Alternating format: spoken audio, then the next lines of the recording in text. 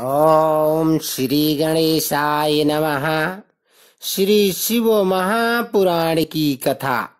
रुद्र संहिता पार्वती खंड। कर्पूर गौरम करुणावतारम संसार सारम भुजगेन्द्रहारम सदा वसन्तं हृदयारविन्दं भवं भवानी सहितं नमामि। अथ 52वें अध्याय की कथा। रात को परम सुंदर सजे हुए वास गृह में शयन करके प्रातः काल भगवान शिव का जनवासे में आगमन। बोलो शिव शंकर भगवान की जय। ब्रह्मा जी कहते हैं, तात तदनंतर भाग्यवानों में श्रेष्ठ और चतुर गिरिराज हिमवान ने बारातियों को भोजन कराने के लिए अपने आंगन को सुंदर ढंग से सजाया तथा अपने पुत्रों एवं अन्यान्य पर्वतों को भेजकर शिव सहित सब देवताओं को भोजन के लिए बुलाया।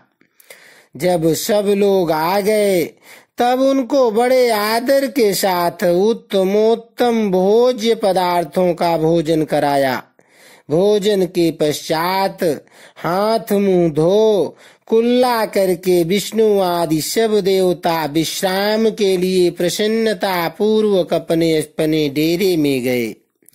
मेना की आज्ञा से साध्वी स्त्रियों ने भगवान शिव से भक्ति पूर्वक प्रार्थना करके उन्हें महान उत्सव से परिपूर्ण सुंदर वास भवन में ठहराया। मेना के दिए हुए मनोहर रत्न सिंहासन पर बैठकर आनंदित हुए शंभु ने उस वास मंदिर का निरीक्षण किया। वह भवन प्रज्वलित हुए सैकड़ों रत्नमय प्रदीपों के कारण अद्भुत प्रभा से उद्भासित हो रहा था। वहाँ रत्नमय पात्र तथा रत्नों के ही कलश रखे गए थे। मोती और मणियों से सारा भवन जगमगा रहा था। रत्नमय दर्पण की शोभा से संपन्न तथा श्वेत चंवरों से अलंकृत था।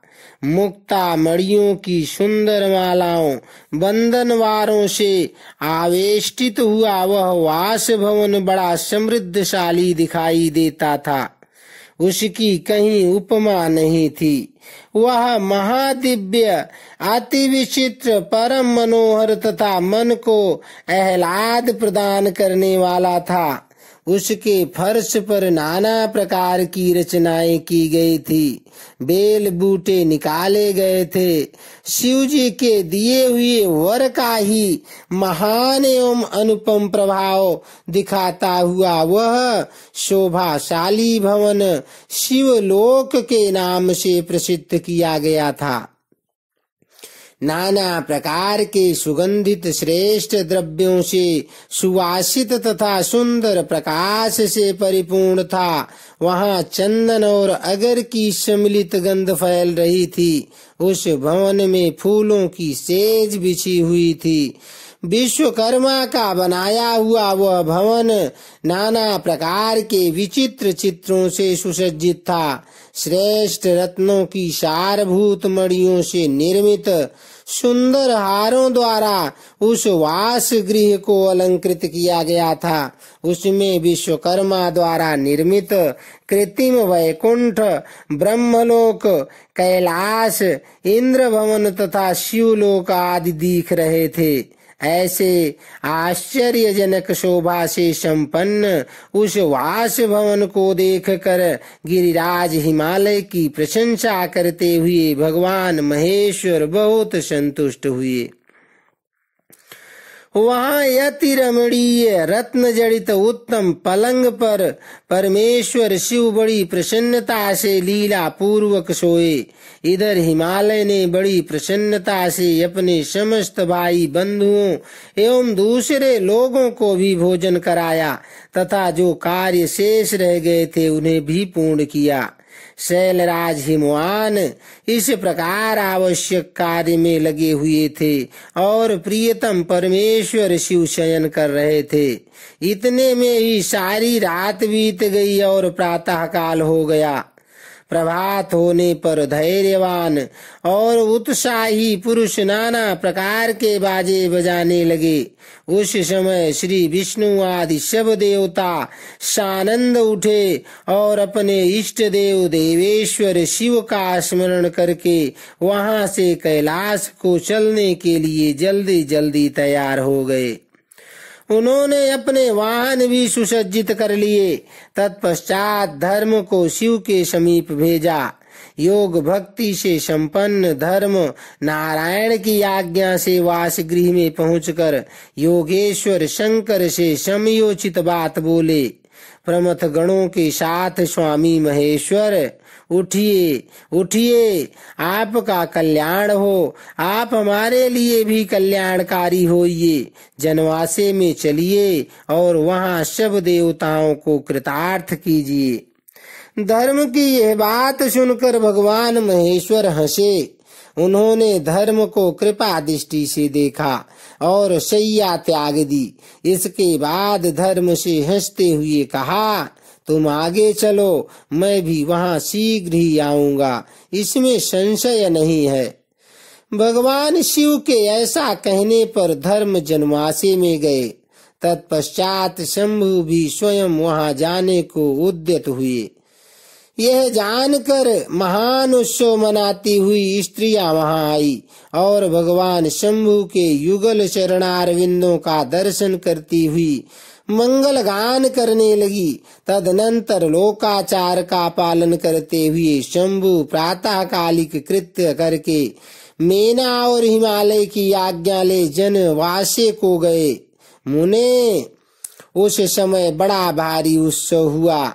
वेद मंत्रों की ध्वनि होने लगी और लोग चारों प्रकार के बाजे बजाने लगे।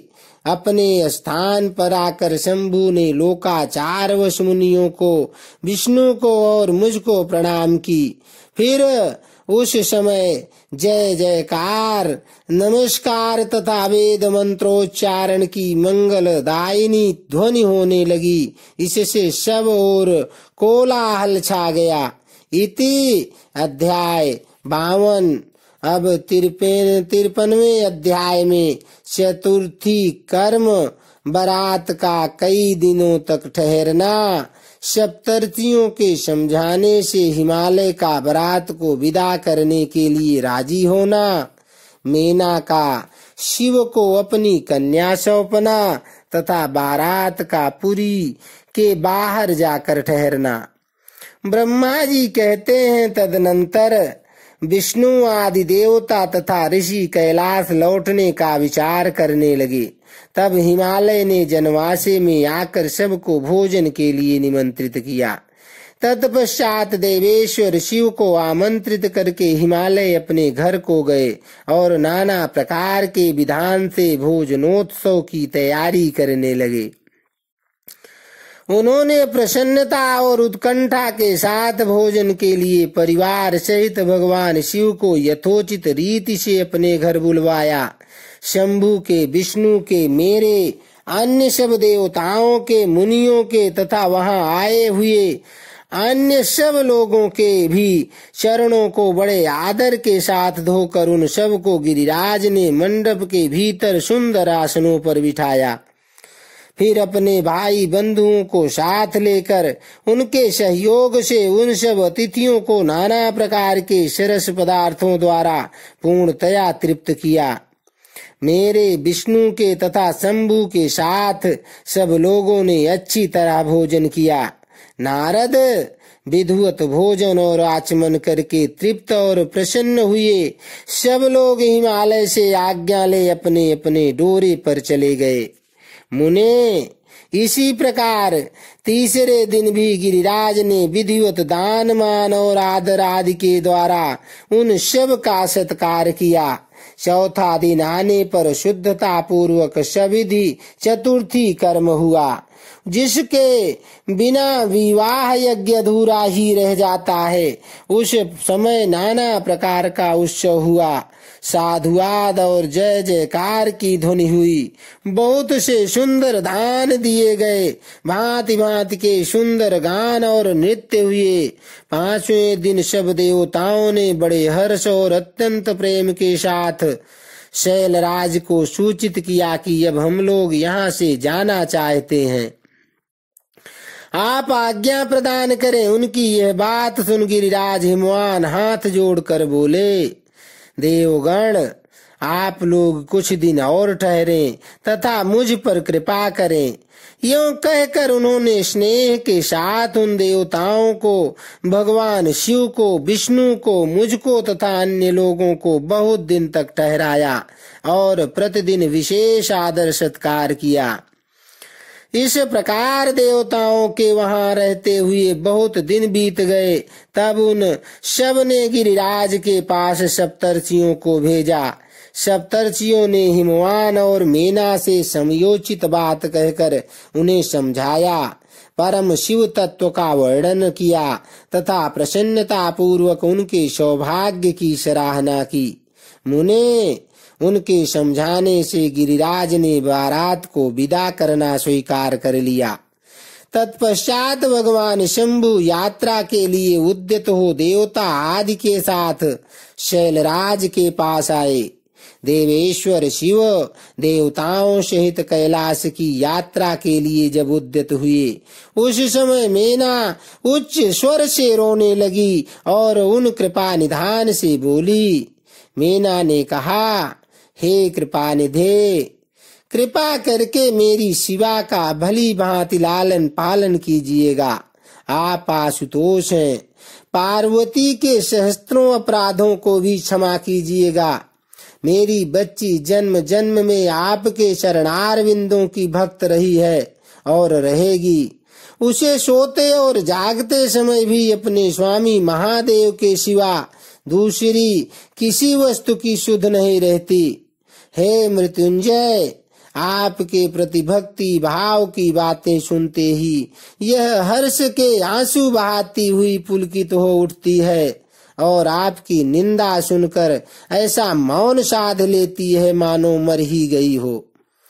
ब्रह्मा जी कहते हैं, नारद, ऐसा कहकर मेनका ने अपनी बेटी शिव को सौंप दी और उन दोनों के सामने ही उच्च स्वर से रोती हुई वह मूर्छित हो गई। तब महादेव जी ने मेना को समझाकर सचेत किया और उनसे विदा ले देवताओं के साथ महान उत्सव पूर्वक यात्रा की। वह सब देवता अपने स्वामी शिव तथा सेवक गणों के साथ चुपचाप कैलाश पर्वत की ओर प्रस्थित हुए। वह मन ही मन शिव का चिंतन कर रहे थे। हिमाचल पुरी के बाहरी बगीचे में आकर शिव सहित सब देवता हर्ष और उत्साह के साथ ठहर गए और शिवा के आगमन की प्रतीक्षा करने लगे। मुनीश्वर, इस प्रकार देवताओं सहित शिव की श्रेष्ठ यात्रा का वर्णन किया गया। अब शिव की यात्रा का वर्णन सुनो, जो विरह, व्यथा और आनंद दोनों से संयुक्त है। इति अध्याय 53। 54वें अध्याय में मेना की इच्छा के अनुसार एक ब्राह्मण पत्नी का पार्वती को पतिव्रत धर्म का उपदेश देना। ब्रह्मा जी कहते हैं, नारद, तदनंतर सप्तर्षियों ने हिमालय से कहा, गिरिराज, अब आप अपनी पुत्री पार्वती देवी की यात्रा का उचित प्रबंध करें। मुनीश्वर, यह सुनकर पार्वती के भावी विरह का अनुभव करके गिरिराज कुछ काल तक अधिक प्रेम के कारण विषाद में डूबे रह गए। कुछ देर बाद सचेत हो शैलराज ने तथास्तु कहकर मेना को संदेश दिया। मुने, हिमवान का संदेश पाकर हर्ष और शोक के वशीभूत हुई मेना पार्वती को विदा करने के लिए उद्यत हुई। शैलराज की पत्नी मेना ने विधि पूर्वक वैदिक एवं लौकिक कुलाचार का पालन किया और उस समय नाना प्रकार के उत्सव मनाए। फिर उन्होंने नाना प्रकार के रत्न जटित सुंदर वस्त्रों और 12 आभूषणों द्वारा राजोचित श्रृंगार करके पार्वती को विभूषित किया। तत्पश्चात मेना के मनोभाव को जानकर एक सती साध्वी ब्राह्मण पत्नी ने गिरिजा को उत्तम पातिव्रत की शिक्षा दी।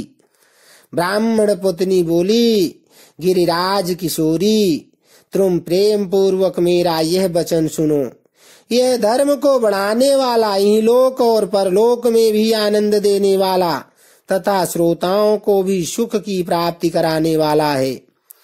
संसार में पतिव्रता नारी ही धन्य है, दूसरी नहीं। वही विशेष रूप से पूजनीय है। पतिव्रता सब लोगों को पवित्र करने वाली और समस्त पाप राशि को नष्ट कर देने वाली है। शिवे, जो पति को परमेश्वर के समान मानकर प्रेम से उसकी सेवा करती है, वह इस लोक में संपूर्ण भोगों का उपभोग करके अंत में कल्याणकारी कल्याणमयी गति को पाती है। सावित्री, लोपामुद्रा, अरुंधति, शांडिली, शतरूपा, अनुसूया, लक्ष्मी, स्वधा, सती, संज्ञा, सुमति, श्रद्धा, मेना और स्वाहा, ये तथा और भी बहुत सी स्त्रियां साध्वी कही गई हैं। यहाँ विस्तार भय से उनका नाम नहीं लिया गया। वह अपने पातिव्रत्य के बल से ही सब लोगों की पूजनीय तथा ब्रह्मा, विष्णु, शिव एवं मुनीश्वरों की भी माननीय हो गई हैं। इसलिए तुम्हें अपने पति भगवान शंकर की सदा सेवा करनी चाहिए। वह दीन दयालु, सबके सेवनीय और सत्पुरुषों के आश्रय हैं।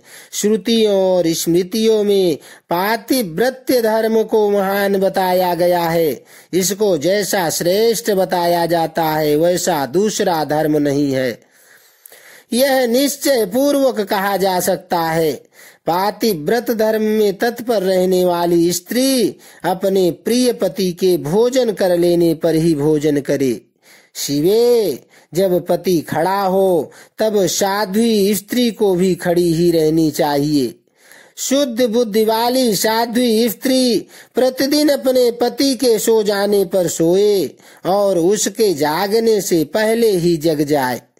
वह छल कपट छोड़कर सदा उसके लिए हितकर कार्य ही करे। शिवे, साध्वी स्त्री को चाहिए कि जब तक वस्त्राभूषणों से विभूषित न हो ले तब तक वह अपने को पति की दृष्टि से सम्मुख न लाए। यदि पति किसी कार्य से परदेश में गया हो तो उस दिन उसे कदापि श्रृंगार नहीं करना चाहिए। पतिव्रता स्त्री कभी पति का नाम न ले। पति के कटु वचन कहने पर भी वह बदले में कड़ी बात न कहे। पति के बुलाने पर वह घर के सारे कार्य छोड़कर तुरंत उसके पास चली जाए और हाथ जोड़ प्रेम से मस्तक झुका कर पूछे, नाथ, किस लिए इस दासी को बुलाया है? मुझे सेवा के लिए आदेश देकर अपनी कृपा से अनुग्रहित कीजिए। फिर पति जो आदेश दे उसका वह प्रसन्न हृदय से पालन करे। वह घर के दरवाजे पर देर तक खड़ी न रहे, दूसरे के घर न जाए, कोई गोपनीय बात जानकर हर एक के सामने उसे प्रकाशित न करे। पति के बिना कहे ही उनके लिए पूजन सामग्री स्वयं जुटा दे तथा उनके हित साधन के यथोचित अवसर की प्रतीक्षा करती रहे। पति की आज्ञा लिए बिना कहीं तीर्थ यात्रा के लिए भी न जाए। लोगों की भीड़ से भरी हुई सभा या मेले आदि के उत्सवों का देखना वह दूर से ही त्याग दे। जिस नारी को तीर्थ यात्रा का फल पाने की इच्छा हो उसे अपने पति का शरणोदक पीना चाहिए। उसके लिए उसी में सारे तीर्थ और क्षेत्र हैं, इसमें संशय नहीं है। पतिव्रता नारी पति के उच्छिष्ट अन्न आदि को परम प्रिय भोजन मानकर ग्रहण करे और पति जो कुछ दे उसे महाप्रसाद मानकर शिरोधार्य करे। देवता, पितर, अतिथि, सेवक वर्ग, गौ तथा भिक्षु समुदाय के लिए अन्न का भाग दिए बिना कदापि भोजन न करे। पातिव्रत धर्म में तत्पर रहने वाली गृह देवी को चाहिए कि वह घर की सामग्री को संयत एवं सुरक्षित रखे, गृह कार्य में कुशल हो, सदा प्रसन्न रहे और खर्च की ओर से हाथ खींचे। पति की आज्ञा लिए बिना उपवास व्रत आदि न करे, अन्यथा उसे उसका कोई फल नहीं मिलता और वह परलोक में नरक गामिनी होती है। पति सुख पूर्वक बैठा हो या इच्छा अनुसार क्रीड़ा विनोद अथवा मनोरंजन में लगा हो, उस अवस्था में कोई आंतरिक कार्य आ पड़े तो भी पतिव्रता स्त्री अपने पति को कदापि न उठाए। पति नपुंसक हो गया हो, दुर्गति में पड़ा हो, रोगी हो, बूढ़ा हो, सुखी हो अथवा दुखी हो, किसी भी दशा में नारी अपने उस एकमात्र पति का उल्लंघन न करे। रजस्वला होने पर वह 3 रात्रि तक पति को अपना मुंह न दिखाए, अर्थात उससे अलग रहे। जब तक स्नान करके शुद्ध न हो जाए तब तक अपनी कोई बात भी वह पति के कानों में न पड़ने दे। अच्छी तरह स्नान करने के पश्चात सबसे पहले वह अपने पति के मुख का दर्शन करे, दूसरे किसी का मुंह कदापि न देखे अथवा मन ही मन पति का चिंतन करके सूर्य का दर्शन करे। पति की आयु बढ़ने की अभिलाषा रखने वाली पतिव्रता नारी हल्दी, रोली, सिंदूर, काजल आदि, चोली, पान, मांगलिक आभूषण आदि, केशों का संवारना, चोटी गूंथना तथा हाथ कान के आभूषण, इन सब को अपने शरीर से दूर न करे। धोबिन, छिनाल या कुलटा, सन्यासिनी और भाग्यहीना स्त्रियों को वह कभी अपनी सखी न बनाए। पति से द्वेष रखने वाली स्त्री का वह कभी आदर न करे। कहीं अकेली न खड़ी हो, कभी नंगी होकर न नहाए। सती स्त्री ओखली, मूसल, झाड़ू, सिल, जांत और द्वार के चौखट के नीचे वाली लकड़ी पर कभी ना बैठे। मैथुन काल के सिवा और किसी समय में वह पति के सामने धृष्टता न करे। जिस वस्तु में पति की रुचि हो उससे वह स्वयं भी प्रेम करे। पतिव्रता देवी सदा पति का हित चाहने वाली होती है। वह पति के हर्ष माने, पति के मुख पर विषाद की छाया देख स्वयं भी विषाद में डूब जाए तथा वह प्रियतम पति के प्रति ऐसा बर्ताव करे जिससे वह उन्हें प्यारी लगे। पुण्यात्मा पतिव्रता स्त्री संपत्ति और विपत्तियों में भी पति के लिए एक सी रहे, अपने मन में कभी विकार न आने दे और सदा धैर्य धारण किए रहे। घी, नमक, तेल आदि के समाप्त हो जाने पर भी पतिव्रता स्त्री पति से सहसा ये न कहे कि अमुक वस्तु नहीं है, वह पति को कष्ट या चिंता में न डाले। देवेश्वरी पतिव्रता नारी के लिए एकमात्र पति ही ब्रह्मा, विष्णु और शिव से भी अधिक माना गया है। उसके लिए अपना पति शिव रूप ही है, जो पति की आज्ञा का उल्लंघन करके व्रत और उपवास आदि के नियम का पालन करती है। वह पति की आयु हर लेती है और मरने पर नरक में जाती है। जो स्त्री पति के कुछ कहने पर क्रोध पूर्वक कठोर उत्तर देती है, वह गांव में कुतिया और निर्जन वन में सियारिन होती है। नारी पति से ऊंचे आसन पर न बैठे, दुष्ट पुरुष के निकट न जाए और पति से कभी कातर वचन न बोले। किसी की निंदा न करे, कलह को दूर से ही त्याग दे। गुरुजनों के निकट न तो उच्च स्वर से बोले और न हंसे। जो बाहर से पति को आते देख तुरंत अन्न जल भोज्य वस्तु पान और वस्त्र आदि से उनकी सेवा करती है, उनके दोनों चरण दबाती है, उनसे मीठे वचन बोलती है तथा प्रियतम के खेद को दूर करने वाले अन्यान्य उपायों से प्रसन्नता पूर्वक उन्हें संतुष्ट करती है, उसने मानो तीनों लोकों को तृप्त एवं संतुष्ट कर दिया। पिता, भाई और पुत्र परिमित सुख देते हैं, परंतु पति असीम सुख देता है। अतः नारी को सदा अपने पति का पूजन आदर सत्कार करना चाहिए।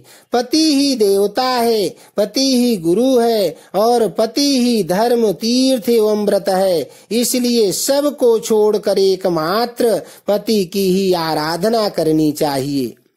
जो दुर्बुद्धि नारी अपने पति को त्याग कर एकांत में विचरती हैं या व्यभिचार करती हैं, वह वृक्ष के खोखले में शयन करने वाली क्रूर उलूकी होती हैं। जो पराये पुरुष को कटाक्ष पूर्ण दृष्टि से देखती हैं, वह ऐंचा तानी देखने वाली होती हैं। जो पति को छोड़कर अकेले मिठाई खाती हैं, वह गांव में सुअरी होती हैं अथवा बकरी होकर अपनी ही बिष्टा खाती हैं। जो पति को तू कहकर बोलती है, वह गूंगी होती है। जो शौत से सदा ईर्ष्या रखती है, वह दुर्भाग्यवती होती है। जो पति की आंख बचाकर किसी दूसरे पुरुष पर दृष्टि डालती है, वह कानी, टेढ़े मुंह वाली तथा कुरूपा होती है। जैसे निर्जीव शरीर तत्काल पवित्र हो जाता है, उसी तरह पतिहीना नारी भली भांति स्नान करने पर भी सदा अपवित्र ही रहती है। लोक में वह माता धन्य है, वह जन्मदाता पिता धन्य है तथा वह पति भी धन्य है जिसके घर में पतिव्रता देवी वास करती हैं। पतिव्रता के पुण्य से पिता, माता और पति के कुलों की 3-3 पीढ़ियों के लोग स्वर्ग में सुख भोगते हैं। जो दुराचारिणी स्त्रियां अपना शील भंग कर देती हैं, वो अपने माता पिता और पति तीनों के कुलों को नीचे गिराती हैं तथा इस लोक और परलोक में भी दुख भोगती हैं। पतिव्रता का पैर जहाँ जहाँ पृथ्वी का स्पर्श करता है, वहाँ वहाँ की भूमि पापहारिणी तथा परम पावन बन जाती है। भगवान सूर्य, चंद्रमा तथा वायुदेव भी अपने आप को पवित्र करने के लिए ही पतिव्रता का स्पर्श करते हैं और किसी दृष्टि से नहीं। जल भी सदा पतिव्रता का स्पर्श करना चाहता है और उसका स्पर्श करके वह अनुभव करता है कि आज मेरी जडता का नाश हो गया तथा आज मैं दूसरों को पवित्र करने वाला बन गया। भार्या ही गृहस्थ आश्रम की जड़ है, भार्या ही सुख का मूल है, भार्या से ही धर्म के फल की प्राप्ति होती है तथा भार्या ही संतान की वृद्धि में कारण है। क्या घर घर में अपने रूप और लावण्य पर गर्व करने वाली स्त्रियां नहीं हैं? परंतु पतिव्रता स्त्री तो विश्वनाथ शिव के प्रति भक्ति होने से ही प्राप्त होती है। भार्या से इस लोक और परलोक दोनों पर विजय पाई जा सकती है। भार्याहीन पुरुष देव यज्ञ, पितृयज्ञ और अतिथि यज्ञ करने का अधिकारी नहीं होता। वास्तव में गृहस्थ वही है जिसके घर में पतिव्रता स्त्री है। दूसरी स्त्री तो पुरुष को उसी तरह अपना ग्रास भोग्य बनाती है जैसे जरावस्था एवं राक्षसी जैसे गंगा स्नान करने से शरीर पवित्र होता है, उसी प्रकार पतिव्रता स्त्री का दर्शन करने पर सब कुछ पावन हो जाता है। पति को ही इष्ट देव मानने वाली सती नारी और गंगा में कोई भेद नहीं है। पतिव्रता और उसके पति उमा और महेश्वर के समान है। अतः विद्वान मनुष्य उन दोनों का पूजन करें। पति प्रणव है और नारी वेद की ऋचा। पति तप है और स्त्री क्षमा। नारी सत्कर्म है और उसका पति फल। शिवे सती नारी और उसके पति दोनों दंपति धन्य है। गिरिराज कुमारी, इस प्रकार मैंने तुमसे पतिव्रता धर्म का वर्णन किया है। अब तुम सावधान हो। आज मुझसे प्रसन्नता पूर्वक पतिव्रता के भेदों का वर्णन सुनो। देवी, पतिव्रता नारियां उत्तमा आदि भेद से 4 प्रकार की बताई गई हैं, जो अपना स्मरण करने वाले पुरुषों का सारा पाप हर लेती हैं। उत्तमा, मध्यमा, निकृष्टा और अति निकृष्टा, ये पतिव्रता के 4 भेद हैं। अब मैं इनके लक्षण बताती हूँ, ध्यान देकर सुनो।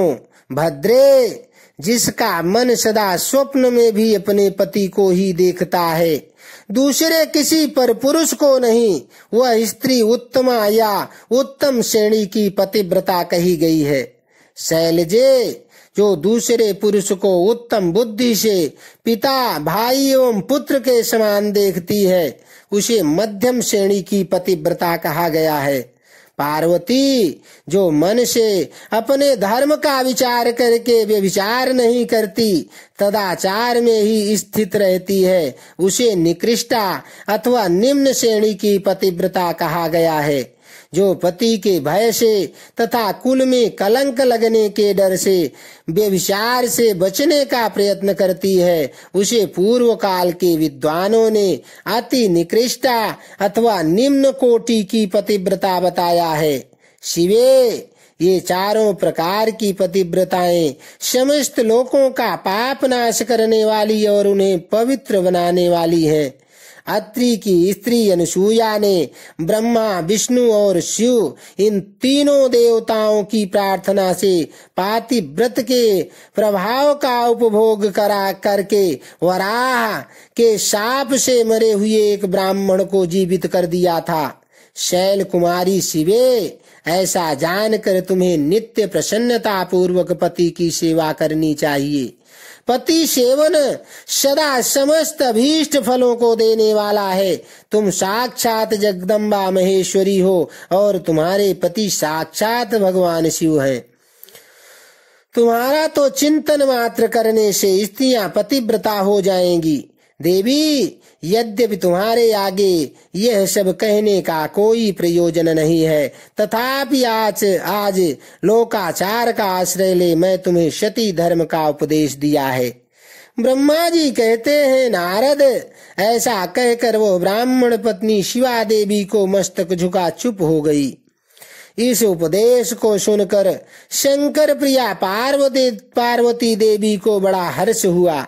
इति अध्याय 54। अब 55वें अध्याय में शिव पार्वती तथा उनकी बारात की विदाई, भगवान शिव का समस्त देवताओं को विदा करके कैलाश पर रहना और पार्वती खंड के श्रवण की महिमा। ब्रह्मा जी कहते हैं, नारद, ब्राह्मणी ने देवी पार्वती को पतिव्रत धर्म की शिक्षा देने के पश्चात मेना को बुलाकर कहा, महारानी जी, अब अपनी पुत्री की यात्रा कराइए, इसे विदा कीजिए। तब बहुत अच्छा कहकर वह प्रेम के वशीभूत हो गई। फिर धैर्य धारण करके उन्होंने काली को बुलाया और उसके वियोग के भय से व्याकुल हो वह बेटी को बारंबार गले से लगाकर अत्यंत उच्च स्वर से रोने लगी। फिर पार्वती भी करुणाजनक बात कहती हुई जोर जोर से रो पड़ी। मेना और शिवा दोनों ही विरह शोक से पीड़ित हो मूर्छित हो गई। पार्वती के रोने से देव पत्नियां भी अपनी शुद्ध बुद्ध खो बैठी। सारी स्त्रियां वहां रोने लगी। वे सब की सब अचेत सी हो गई। उस यात्रा के समय परम प्रभु साक्षात योगीश्वर शिव भी रो पड़े। फिर दूसरा कौन चुप रह सकता था। इसी समय अपने समस्त पुत्रों, मंत्रियों और उत्तम ब्राह्मणों के साथ हिमालय शीघ्र वहां पहुँचे और मोह बस अपनी बच्ची को हृदय से लगाकर रोने लगे। बेटी, तुम मुझे छोड़कर कहाँ चली जा रही हो? ऐसा कहकर सारे जगत को सूना मानते हुए वे बारंबार विलाप करने लगे। तब ज्ञानियों में श्रेष्ठ पुरोहितों ने अन्य ब्राह्मणों के सहयोग से कृपा पूर्वक अध्यात्म विद्या का उपदेश देते हुए सबको सुखद रीति से समझाया। पार्वती ने भक्ति भाव से माता पिता तथा गुरु को प्रणाम किया। वो महामाया होकर भी लोकाचारवश बार बार रो उठती थी। पार्वती जी के रोने से ही सब स्त्रियां रोने लगती थी। माता मेना तो बहुत रोई, भौजाइयां भी रोने लगी। यही दशा भाइयों की थी। शिवा की माँ, भाभियां तथा अन्य युवतियां बार बार रोदन करने लगी। भाई और पिता भी प्रेम और सौहार्द बस रोए बिना न रह सके।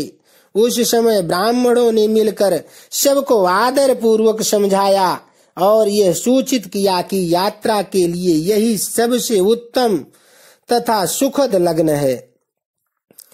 तब हिमालय और मेना ने विवेक पूर्वक धैर्य धारण करके शिवा के बैठने के लिए पालकी मंगवाई। ब्राह्मणों की पत्नियों ने शिवा को उस पर चढ़ाया और सब ने मिलकर आशीर्वाद दिया। पिता, माता और ब्राह्मणों ने भी अपनी शुभ कामना प्रकट की।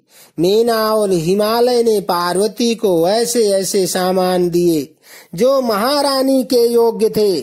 नाना प्रकार के द्रव्यों की शुभ राशि भेंट की जो दूसरों के लिए परम दुर्लभ थी। शिवा ने समस्त गुरुजनों को, माता पिता को, पुरोहित और ब्राह्मणों को तथा भौजाइयों और दूसरी स्त्रियों को प्रणाम करके यात्रा की।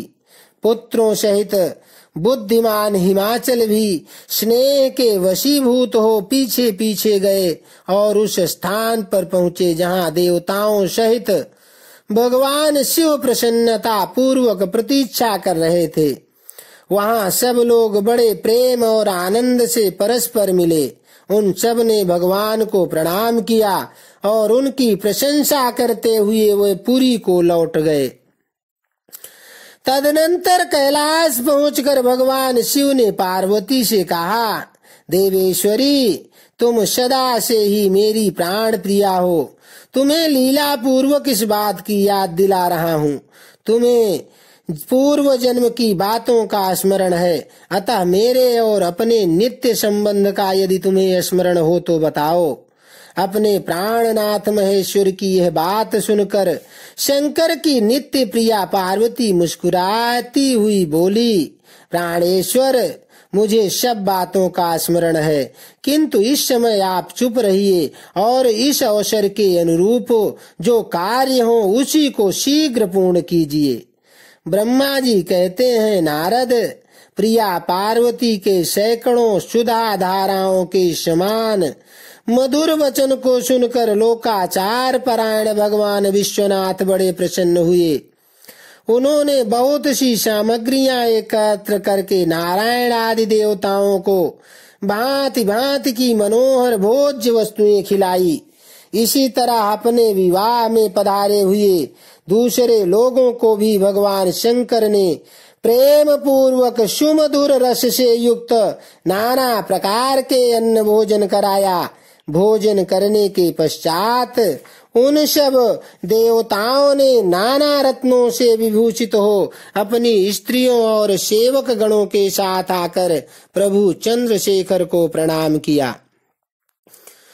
फिर प्रिय वचनों द्वारा प्रसन्नता पूर्वक उनकी स्तुति एवं परिक्रमा करके शिव विवाह की प्रशंसा करते हुए वे सब लोग अपने अपने धाम को चले गए। मुने, साक्षात भगवान शिव ने लोकाचारवश भगवान विष्णु को और मुझको भी प्रणाम किया। ठीक उसी तरह जैसे वामन रूपधारी श्री हरि ने महर्षि कश्यप को नमस्कार किया था। तब मैंने और श्री विष्णु ने शिव को हृदय से लगाकर उनको आशीर्वाद दिया। तदनंतर श्री हरि ने उन्हें परब्रह्म परमात्मा मानकर उनकी उत्तम स्तुति की। इसके बाद मेरे सहित भगवान विष्णु शिव से विदा ले शिवा और शिव को प्रसन्नता पूर्वक हाथ जोड़कर उनके विवाह की प्रशंसा करते हुए अपने उत्तम धाम को गए। भगवान शिव भी पार्वती के साथ सानंद विहार करते हुए अपने निवास भूत कैलाश पर्वत पर रहने लगे। समस्त शिवगणों को इस विवाह से बड़ा सुख मिला। वे अत्यंत भक्ति पूर्वक शिवा और शिव की आराधना करने लगे।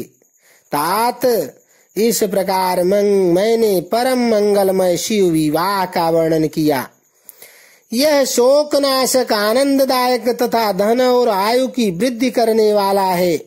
जो पुरुष भगवान शिव और शिवा में मन लगाकर पवित्र हो प्रतिदिन इस प्रसंग को सुनता अथवा नियम पूर्वक दूसरों को सुनाता है वह शिवलोक प्राप्त कर लेता है। यह अद्भुत आख्यान कहा गया है जो मंगल का आवास स्थान है। यह संपूर्ण विघ्नों को शांत करके समस्त रोगों का नाश करने वाला है। इसके द्वारा स्वर्ग यश आयु तथा पुत्र और पौत्रों की प्राप्ति होती है। यह संपूर्ण कामनाओं को पूर्ण करता, इस लोक में भोग देता और परलोक में भी मोक्ष प्रदान करता है। इस शुभ प्रसंग को सुनने से अपमृत्यु का शमन होता है और परम शांति की प्राप्ति होती है।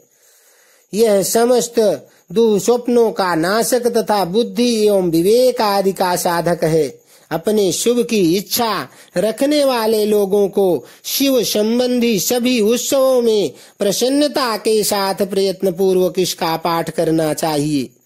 यह भगवान शिव को संतोष प्रदान करने वाला है। विशेषतः देवता आदि की प्रतिष्ठा के समय तथा शिव संबंधी सभी कार्यों के प्रसंग में प्रसन्नता पूर्वक इसका पाठ करना चाहिए। अथवा पवित्र हो शिव पार्वती के इस कल्याणकारी चरित्र का श्रवण करना चाहिए। ऐसा करने से समस्त कार्य सिद्ध होते हैं। यह सत्य है, सत्य है, इसमें संदेह नहीं है। इति अध्याय 55 इति रुद्र संहिता का